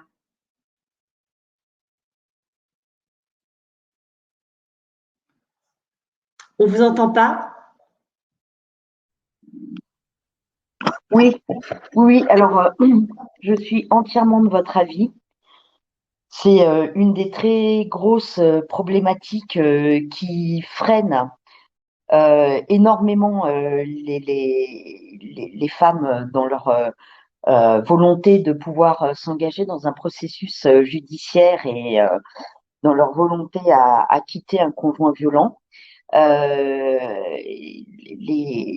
Les enfants sont un motif et un frein, sont les deux, hein. Ça peut être un motif parce que là, on quitte le domaine des violences conjugales pour entrer dans le domaine des violences intrafamiliales, hein. Quand on n'est que deux, c'est violences conjugales. Dès qu'il y a des enfants, c'est violences intrafamiliales. Quand le conjoint commence à s'en prendre aux enfants, en général, c'est ce qui fait prendre la décision à la femme de quitter le conjoint. Ça peut être un frein parce que les femmes, elles nous disent oui, mais quand même, c'est ses enfants et je veux pas séparer les enfants de leur père. Dans ce cas-là, c'est un frein. Mais je partage entièrement votre avis quant à la question du logement pour ces femmes, parce que beaucoup sont isolés, puisque le conjoint, pendant des années, a sapé les relations familiales, a sapé les relations amicales, a créé des conditions d'isolement total. Donc, ce qui fait que le jour où elles décident de quitter le foyer conjugal, elles n'ont personne chez qui aller, elles n'ont plus de famille chez qui se réfugier, elles n'ont plus d'entourage amical à qui demander de l'aide, donc elles se retrouvent totalement seules. Et alors déjà, c'est complètement aberrant de dire, on dit c'est le violent qui doit partir du foyer. Oui, mais les ordonnances de protection, elles sont demandées, mais c'est impossible de les faire respecter parce qu'on appelle les policiers une fois pour faire dégager le conjoint violent. 48 heures après, il est de retour au domicile. Alors, elle rappelle la police, mais les policiers, c'est pas des gardes du corps. Ils peuvent pas être là en permanence pour faire respecter l'ordonnance de protection. Donc, c'est un problème insoluble. Donc, le conjoint violent va revenir de façon permanente et au finish, c'est elles qui vont finir par abandonner le domicile où elles auraient tout lieu d'être. Bon. Donc, il faut qu'elles se retrouvent à quitter le domicile avec un enfant, 2 enfants, 3 enfants, 4 enfants, sans aucune solution. On est en déshérence d'hébergement, mais c'est affreux. Donc, ce qui fait, parfois, on se retrouvait nous à l'unité médico-judiciaire à leur dire, on voyait avec l'assistante sociale qu'on avait, et parfois la dernière solution, c'était de leur proposer de faire le 115 le soir avec leurs 4 gamins sous les bras. Voilà. C'était horrible d'avoir une femme en face de soi qui se mettait à pleurer en disant mais madame, il y avait une affiche collée sur le mur, femme victime de violence conjugale, osez enfin porter plainte. Et elle nous disait j'ose enfin porter plainte et voilà qu'est-ce qui m'arrive, je me retrouve à la rue avec mes 4 gosses. Elle me dit je préfère encore rentrer à la maison et me prendre une baffe dans la tête ce soir, mais au moins j'aurai un toit et à manger pour mes enfants. Voilà. Et c'est vrai que c'est atroce, quoi, parce qu'on on a vraiment l'impression que le système les abandonne totalement. Voilà. Quand on n'a que ça à proposer à une femme victime de violence conjugale et à ses gamins, on se dit effectivement toutes les belles promesses, c'est pas possible. Dans le documentaire que vous avez passé en entrée, on parlait aussi du téléphone grand danger. Sur le département du Val-d'Oise où je travaillais, au moment où j'étais en fonction, il y avait 25 téléphones grand danger qui circulaient, alors qu'on en aurait eu besoin de 500. Voilà. Donc, quand nous, on voyait des signaux d'alerte qui ont d'ailleurs été mis en évidence par une médecin légiste de Bordeaux qui a fait une étude pour mettre en évidence quels étaient les signaux d'alerte. Elle a fait une étude sur des autopsies de femmes qu'elle a fait sur des victimes de violences conjugales qui ont été assassinées par leur conjoint. Elle a fait les autopsies de ces femmes et pour chaque dossier, elle a remonté, en fait, elle a fait un profilage, un rétroprofilage. Elle a remonté dans les dossiers qu'est-ce qui s'était passé et dans l'histoire de ces femmes qui avaient motivé le déclenchement de l'assassinat, enfin, quel avait été le facteur déclenchant, pour voir qu'est-ce qui s'était passé. Et elle a fait une comparaison avec une étude québécoise du même type. Et en fait, ils ont identifié les facteurs dont je vous ai parlé tout à l'heure, les facteurs d'alerte, qui ont été exactement ce dont je vous parlais tout à l'heure, soit la grossesse de la femme, soit le fait qu'elle était en train d'échapper à l'emprise du conjoint. Donc, qu'elle avait quitté le domicile conjugal ou qu'elle avait quitté son conjoint et qu'elle était en train de se remettre en couple avec un autre homme. Voilà. Et en fait, je vous parlais du téléphone grand danger. En fait, nous, à l'UMJ, on avait des femmes, on avait identifié que quand la femme elle-même nous disait docteur, là c'est sûr, j'en suis sûre, il va me tuer. Dans les 2-3 jours suivants, soit la femme était assassinée, soit elle était victime d'une tentative d'assassinat par son conjoint. Donc ça aussi, c'est un facteur à prendre en compte, c'est que quand la victime elle-même nous dit qu'elle est persuadée que son conjoint va essayer de l'assassiner, c'est un facteur prédictif positif d'un risque mortel pour la victime. Voilà. Donc on a des facteurs prédictifs comme ça qui nous permettent de lancer des signaux d'alerte.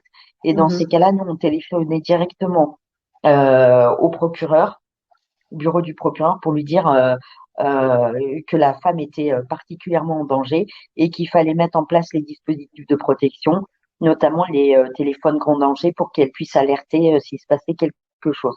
Le problème, c'est qu'en fait, la plupart du temps, on nous répondait c'est pas possible parce que là, on a utilisé tous nos téléphones grand danger, on peut plus mettre le dispositif en place. Voilà. Je mesure la complexité qu'on rencontre donc aussi au cabinet. Je fais un intermède pour que nos intervenants voient un livre de référence que je vous invite à vous procurer. Voilà, violence conjugale et familiale, sous la direction des psychiatres Roland Coutenceau et Muriel Salmona, avec une préface de Marie-France Irigoyen qui est extrêmement intéressant. Le docteur Judith Trincart, et ça j'y reviendrai juste un peu après, mais je voulais faire une pause dans nos interventions au chapitre 5 qui explique comment est-ce qu'on prend en charge à l'UMJ les femmes victimes de violences conjugales, et explique comment est-ce qu'on mène un entretien extrêmement précieux. Je vous invite vraiment à vous procurer ce livre que de toute façon, je vous mettrai en biographie sur la page Lire, voir et entendre de ce webinaire sur notre site internet. Docteur Philippe Haïm, est-ce que vous partagez ce constat que la question du logement, c'est vraiment la question la plus prégnante qu'on rencontre? Comment, entre guillemets, s'exfiltrer ou exfiltrer, je dirais, l'auteur de violence conjugale?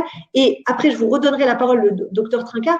Qu'est-ce qu'on conseille quand on sent que la justice est trop lente, que la personne n'a pas vraiment où aller? Quels sont, je dirais, les premiers conseils d'urgence, docteur Haïm, que vous pouvez donner à ces personnes que vous rencontrez, surtout quand elles vous tiennent un discours ambivalent, comme vous avez pu l'exposer au début de ce webinaire? À savoir, c'est quand même le père de mes enfants, c'est la mère de mes enfants, je ne sais pas vraiment où aller, je ne sais pas si je vais avoir assez d'argent, ce genre de choses. Qu'est-ce que vous, en tant que psychiatre, vous avez à proposer à ces questionnements complexes? Oui, non, mais c'est une question difficile parce que souvent disons que selon le contexte, on ne reçoit pas la même typologie de personne qui va être au même stade de la victimisation conjugale. On n'en est pas au même point selon l'endroit où on est. Quand on reçoit quelqu'un dans une grande urgence, après un passage aux urgences médicales avec des fractures et des bleus, ou quand on reçoit quelqu'un dans une unité médico-judiciaire dans laquelle la personne va nous dire il est sur le point de me tuer, etc. On n'est pas dans le même questionnement qui des fois peut avoir lieu bien avant, quand une relation commence à se dégrader, qui commence à y avoir les premières violences physiques, psychologiques, etc. Quand on est dans un stade où la personne nous dit il me frappe tout le temps et je sens qu'il va me tuer, je ne peux pas répondre mieux que ma collègue qui connaît bien mieux la situation, le réseau et le terrain quand on est dans ces cas de violence extrêmement importante et extrême, et avec toutes les insuffisances et les difficultés du système à faire face à ça. Donc, moi, mon propos, il est plutôt de voir qu'est-ce qui s'est passé avant. Je pense qu'on est tous OK là-dessus. Je veux dire, le moment où on est dans la violence physique extrême avec quelqu'un qui est sur le point de se faire assassiner ou dont les enfants sont sur le point d'être tués, on est dans quelque chose où l'urgence de décision est extrême. Et je veux dire, clairement, ma blague a totalement raison. Quand les personnes disent là, ça y est, il va me tuer, cette fois-ci, il va me tuer, c'est soit ce qui va déclencher la possibilité d'enfin partir, soit ce qui va entraîner l'irréparable. La question, c'est qu'est-ce qu'on peut faire aussi dans les jours, dans les semaines, dans les mois qui précèdent ce moment irréparable. Pour prendre un parallèle qui n'est pas aussi grave en termes de mise à mort, mais c'est comme le jour où on avait parlé de harcèlement scolaire, et je vous ai dit, quand il y a de la violence physique, le plus important, c'est de voir comment on aurait pu éviter le grave et l'irréparable dans les jours, les semaines et les mois qui précèdent. Donc, c'est pas tout à fait le même questionnement. Après, sur le reste, oui, la question... Excusez-moi de vous interrompre, docteur Haïm, mais pour justement rebondir sur ce que vous aviez expliqué de manière extrêmement contre-intuitive, mais très pertinente dans le cadre du webinaire sur le harcèlement scolaire, est-ce qu'on peut adapter la méthodologie que vous avez mis en avant, que vous avez formalisée, à savoir que de même que dans le cas d'un harcèlement scolaire, on ne va pas s'occuper de dire simplement à l'enfant victime de harcèlement scolaire, dire attends, ne t'inquiète pas, les adultes vont te protéger ou le système scolaire va te protéger. Et on voit que souvent, c'est parfois difficile de mettre en œuvre. Mais donc, tout ce que vous avez élaboré dans votre livre, vous donnez les outils à la personne qu'on place comme victime de se défendre. Est-ce qu'on pourrait, par syllogisme, appliquer ça aussi aux femmes et aux hommes victimes de violences conjugales et leur dire, dans ces cas-là, est-ce que parfois c'est ce que vous faites, vous, en entretien, avec les gens qui donnent des moyens de répondre en quelque sorte? Alors, je vais vous faire un oui, mais, voilà, on va dire comme ça. C'est-à-dire que de la même manière que dans le harcèlement scolaire, je vais faire une grande différence que ne fait pas toujours l'éducation nationale ou les gens qui répertorient la violence scolaire. Il y a une vraie différence entre, à l'école, se faire insulter, moquer, humilier, exclut et touchement sexuel, des agressions sexuelles, des agressions violentes avec une arme. C'est-à-dire que si je me fais agresser physiquement avec une arme, si je me fais violer, agresser sexuellement, etc., il est bien évident que là, c'est l'approche qui est nécessaire de dire à la personne, tu dois dénoncer, tu dois être protégé et on doit sanctionner l'agresseur et quelque part, entre guillemets, agir à ta place. Mais c'est vrai que dans la plupart des cas de harcèlement scolaire, comme dans les débuts de cas de violence conjugale, ça commence verbalement. Et quand ça commence verbalement, on rentre dans une relation. Et quand on rentre dans un schéma relationnel, on peut encore changer le schéma relationnel. Et même la victime a des marges de manœuvre. La victime n'est pas toujours immédiatement impuissante. Il y a des marges de manœuvre quand on est au stade verbal, au stade où les choses sont encore gérables par la relation. On peut faire évoluer une relation après tout. Ça fait partie de notre boulot aussi de faire évoluer une relation. Donc, on peut faire évoluer une relation quand on est dans un stade où la relation se dégrade. C'est évident que si on récupère un enfant qui la forme d'une violence physique, je ne parle pas de la même chose. Si je reçois une femme qui est couverte de bleu, qui a été victime d'une tentative de meurtre, je ne serai pas en train de lui donner des conseils relationnels, vraiment, soyons raisonnables. Mais dans le cadre de quelqu'un qui subit une relation qui se dégrade avec de la violence psychologique, où elle se sent de plus en plus affaiblie pendant que l'autre prend de plus en plus d'ascendant, elle n'est pas responsable de ce qui lui arrive, mais elle a des marges de manœuvre et elle a des possibilités de désamorcer certaines violences verbales. Donc oui, ça c'est possible. Ça passerait par quoi? Vous pouvez nous donner un exemple très pratico-pratique, une sorte de dialogue qu'on pourrait retrouver dans la vraie vie, docteur Haïm? D'une femme, par exemple, qui commencerait par se faire insulter ou qui sent que les coups vont pleuvoir, est-ce qu'il y a une possibilité de désamorcer? Alors, ça dépend des fois. Il y a des fois où si les coups vont pleuvoir systématiquement, c'est un. Mais ce que je veux dire, c'est que parfois, il y a des personnes qui ont été enfants, qui ont perdu tout contrôle, qui se sont retrouvés l'objet et le jouet, si vous voulez, de leurs parents violents, et qui donc vont se mettre à violenter d'autres gens comme une forme de reprise de contrôle. Un peu comme je disais l'autre fois, des enfants maltraités qui vont devenir maltraitants à l'école parce qu'ils essaient de reprendre le contrôle sur les relations. Et donc finalement, mais je parle bien encore une fois de psychologie et pas de violence, de tentative de meurtre ou de choses de ce genre-là, mais c'est vrai que dans le rapport psychologique qu'il peut y avoir, il y a quelqu'un qui va insulter quelqu'un ou donner une violence verbale, et l'objectif de cette personne est que l'autre personne soit affectée, soit atteinte. Et donc elle peut être atteinte soit en s'énervant en retour, ou elle peut être atteinte en se mettant dans une posture qui l'attend, c'est-à-dire une posture de victime, une posture de personne qui subit, qui se retrouve impuissante. Et donc finalement, il y a une espèce de récompense qui est donnée au comportement. La personne se met à avoir une emprise, et donc du coup, fatalement, le comportement va se répéter, se démultiplier. Effectivement, d'amorcer la violence verbale, c'est possible si c'est pris à temps, si on n'est pas dans des cas de violence dépassée, et ça va consister à aider la personne à avoir des possibilités de répondre qui ne la mettent pas dans une posture uniquement de victime, qui ne la mettent pas non plus dans une posture de contre-attaque et qui permettent de désamorcer les conflits. Donc ça existe et c'est possible de l'apprendre. Mais vraiment, là, pour le coup, comme je l'avais fait pour le harcèlement, voilà, j'insiste sur le fait que c'est quand on est dans une histoire de violence verbale et qui commence à s'installer dans une sorte de relation, de répétition, dans laquelle finalement l'autre trouve une place à prendre, voilà, si vous voulez. Alors bien sûr, il y a les exemples qu'on donne dans le harcèlement sont toujours des exemples un petit peu enfantins. Là, on est dans un monde d'adultes où c'est un petit peu plus compliqué, mais c'est la même histoire. C'est-à-dire que la personne ne comprend plus d'un coup que la personne avec qui il y a une de miel, la personne qui est la perspective se mette à devenir cette personne qui va l'insulter, l'humilier ou la mettre plus bas que terre. Et quand il va l'insulter, l'humilier ou la mettre plus bas que terre et qu'elle est atteinte par ça et profondément atteinte, ça donne un pouvoir, si vous voulez, à l'agresseur. Et donc du coup, oui, ça peut se désamorcer dans les stades précoces. Et ça, c'est plus des choses qu'on va voir justement en thérapie que aux urgences vitales avec des bleus partout, un bras cassé, une tentative de meurtre, si vous voulez. On n'est pas au même stade évolutif de la violence. Mais je pense qu'il y a des choses qui peuvent se désamorcer en amont quand on voit les gens. Parce qu'encore une fois, à quel moment c'est un conflit dans un couple et à quel moment ça devient une relation de domination absolue. Voilà, c'est vraiment tout l'enjeu et toute la complexité. Mais voilà, si quelqu'un lui dit mais c'est de ta faute, t'as encore rien fait, qu'est-ce que t'as foutu, t'es vraiment une incapable.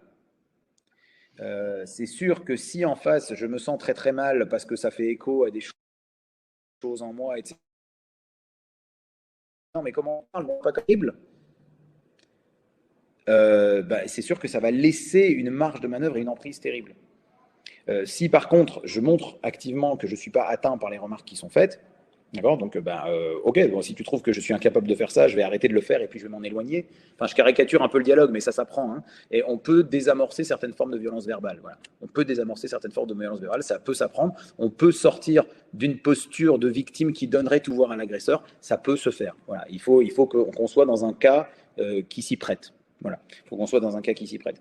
Après, juste pour l'autre question, oui, j'ai pas beaucoup de choses de plus à ajouter sur la question du logement. Je pense qu'il y a et je parle à la juriste aussi, je pense qu'il y a des gens qui ont une méconnaissance des aspects juridiques, qui sont restés sur des idées très simples, du genre, mais si je pars, donc on va m'enlever mes enfants parce que c'est une faute de partir, et qui ne savent pas ce qu'ils ont la possibilité de faire. Il y a des gens qui savent qu'ils ne peuvent pas prouver grand-chose, qui sont, comme vous disiez l'autre fois dans l'autre webinaire d'ailleurs, dans les consentements. Oui, certes, cette relation sexuelle, je la voulais pas vraiment, mais je l'ai quand même acceptée parce que sinon je savais qu'il allait être nerveux et je voulais pas qu'il s'en prenne aux enfants. Donc j'ai quand même accepté, mais enfin je le voulais pas. Mais en même temps, il faudrait que je parte parce que je peux plus me soumettre aux relations sexuelles comme ça. Mais enfin, d'un autre côté, il vaut mieux plutôt que. Et les gens ne sont pas au courant, en fait. Ils ne savent pas ce qui leur est possible. Donc oui, la question du logement est centrale dans le réel, quand vous êtes à ces stades donc, que vous avez très bien décrit, où on se retrouve dans des situations d'urgence, mais aussi dans le virtuel, j'ai envie de dire, dans l'imaginaire. Les gens imaginent que ce n'est pas possible. Donc oui, c'est une question qui nous est posée tout le temps. D'ailleurs, je pense que même les psys devraient être formés aux aspects juridiques aussi. On aimerait bien savoir quoi leur dire, plutôt que leur dire, allez voir un avocat. Oui, mais c'est compliqué. Enfin, voilà. Bien sûr. Merci infiniment, Dr Haïm. Voilà, vraiment très, très pertinent et vous abordez vraiment les choses avec toute la complexité qu'elles méritent. Et effectivement, alors là, je vais tout de suite redonner la parole à Maître Alex Buchinger. C'est très intéressant ce sur quoi vous venez de conclure, à savoir qu'il y a une méconnaissance de ce qu'on peut faire ou de ce qu'on ne peut pas faire. Et plein de gens disent « Ah ben, j'ai pas le droit d'abandonner le domicile conjugal ». Alors, je vais poser la question tout de suite à Maître Alex Buchinger. Dans quelle mesure on peut quitter le domicile conjugal quand on n'a pas forcément encore déposé une plainte ou même une main courante?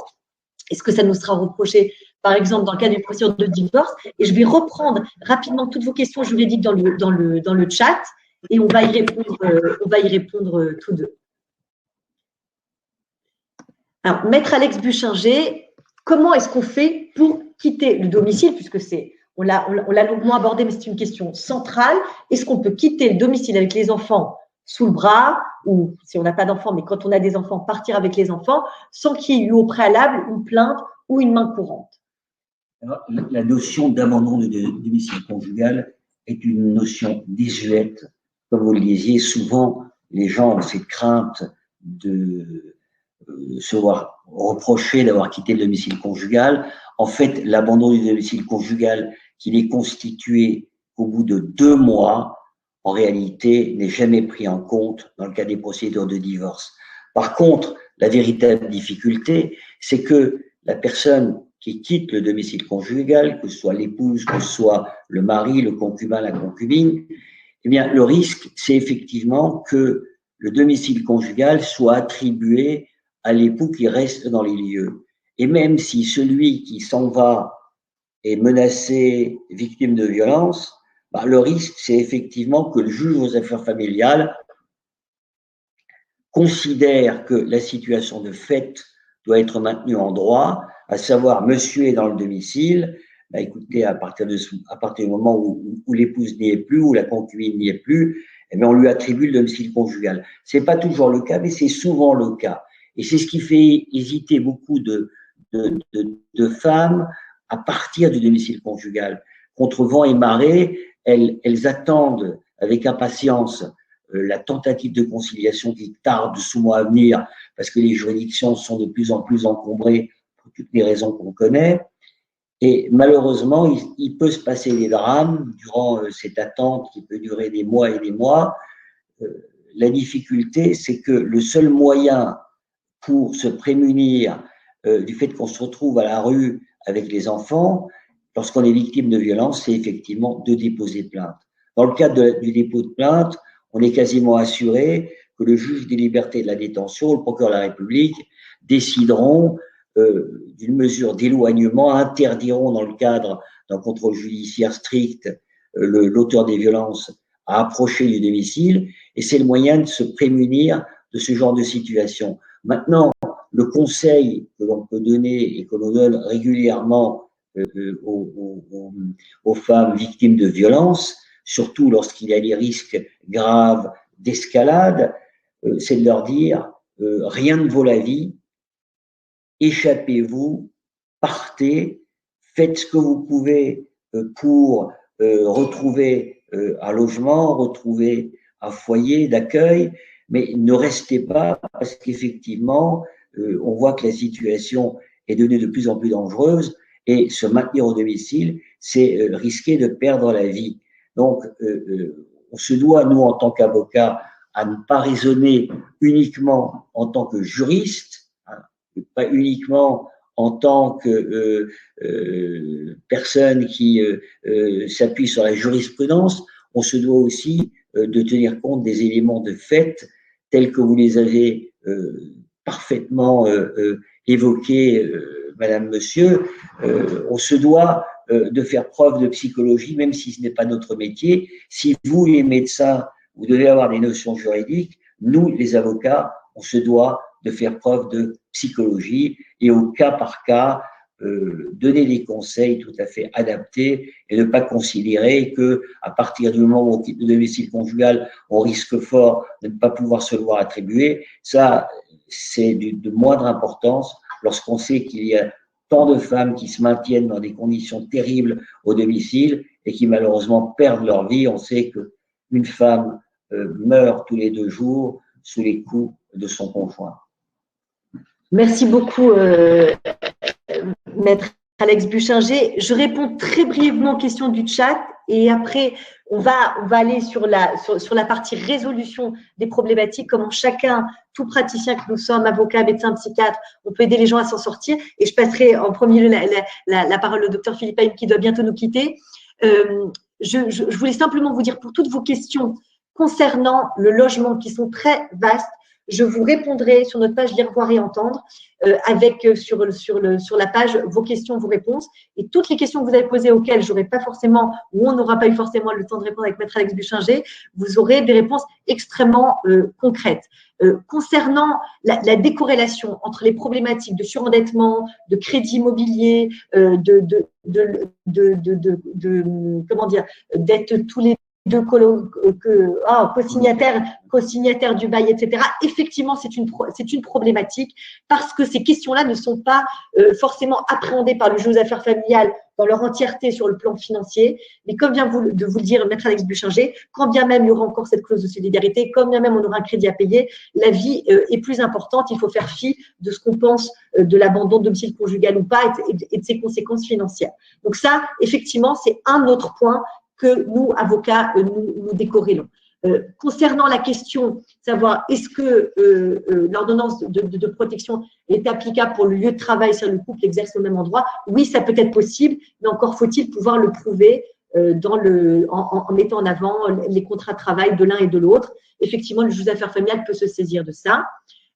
Quant au fait de 2 conjoints qui se remettraient ensemble malgré un contexte de violence, ils ne sont pas hors la loi, mais ils le seront si et seulement s'ils ont des enfants et que les violences conjugales sont aussi des violences intrafamiliales devant le regard des enfants. Et là, dans ce cas-là, l'aide sociale à l'enfance peut être saisie, le juge des enfants peut être saisi. Donc, oui à la réconciliation, mais pas de n'importe comment et pas de n'importe quelle manière.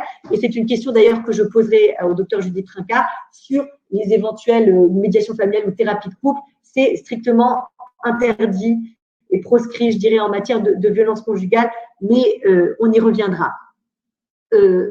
Docteur Philippe Haïm, quelles sont les ressources que vous proposez aux personnes victimes de violences conjugales? Vous êtes un psychiatre ô combien expérimenté, mais vous êtes aussi hypnothérapeute, vous dirigez une école en ce sens, vous prodiguez des formations. Est-ce que l'hypnose est un outil qui peut fonctionner pour aider les personnes victimes de violences conjugales à sortir de ce cycle ou des difficultés dans lesquelles, de la complexité de toutes les questions dans lesquelles elles sont imbriquées. Et peut-être également les auteurs de violences conjugales. Oui, les auteurs de violences conjugales aussi, parce que ça, j'y reviendrai, on va faire un aparté tout de même. Là, on parle beaucoup des victimes, mais nous, au cabinet d'avocats, on voit aussi arriver des auteurs de violences conjugales qui se demandent comment dénouer tout ça et qui veulent eux aussi en sortir. Je vous écoute. Pardon, on ne vous entend pas. Si vous voulez rallumer votre micro. Oui, c'est bon là? C'est bon. Ok.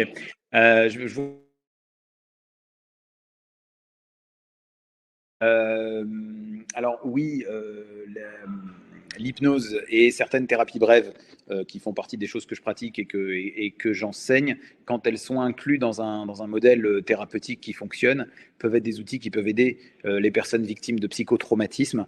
Mais voilà, il y a une notion qui est importante, c'est de ne pas soigner un traumatisme quand il a encore lieu. A du mal à se départir de souvenirs traumatiques de violence conjugale si je sais qu'elle va rentrer chez elle et de nouveau subir la violence conjugale. Donc une personne qui n'est plus exposée au feu de la violence peut bénéficier de l'aide par l'hypnose et par certaines autres thérapies pour se départir de son trauma. Par contre, sur ce que je disais en amont, bien en amont, le problème traumatisme de la violence conjugale, mais la manière dont on aborde la relation, dont on appréhende les relations et dont on arrive à se dégager finalement d'une relation d'emprise, à se dégager d'une relation où on se retrouve en posture de victime, à se dégager d'une relation qui rentre dans l'escalade de la violence. Et là, il y a des thérapies très intéressantes, comme les thérapies narratives, qui sont vraiment puissantes dans ce domaine. Et l'hypnose peut être une aide pour aider ces personnes-là. Et vraiment, il faut un thérapeute qui soit formé et bien formé et qui connaisse ces problématiques pour ne pas faire n'importe quoi, ne pas tout mélanger, ne pas traiter n'importe quoi au mauvais moment. Mais oui, ce sont des choses qui font partie du panel d'outils qu'on peut apprendre. Et je pense que ce sont des thérapies qui nous enseignent beaucoup en termes de communication. Et il y a tout simplement des outils de communication issus de l'hypnose, donc c'est-à-dire même sans apprendre l'hypnose et les thérapies brèves, mais il y a des outils de communication issus de l'hypnose qui pourraient être appris par tout un chacun, par n'importe qui, et qui permettraient de communiquer mieux, de communiquer avec plus de nuances, de communiquer en tenant plus compte de la et qu'on pourrait enseigner à toutes les personnes qui pratiquent tout simplement des entretiens. Donc il y a des choses à savoir, il y a des manières de communiquer, et les thérapies brèves notamment nous ont appris beaucoup sur la manière dont on pouvait communiquer efficacement avec un patient, et comme je le disais tout à l'heure, communiquer de manière à ce que le message soit entendu. Comme il ne suffit pas avoir raison n'est pas suffisant, il faut que notre message arrive au destinataire, et ça s'apprend, et il y a des thérapies qui se sont penchées spécifiquement là-dessus, comment on fait pour que notre message arrive au patient, ou du moins à la personne avec qui on discute. Voilà. Merci beaucoup, Dr Rahim, pour votre intervention. Dr Trinquart, vous restez avec nous.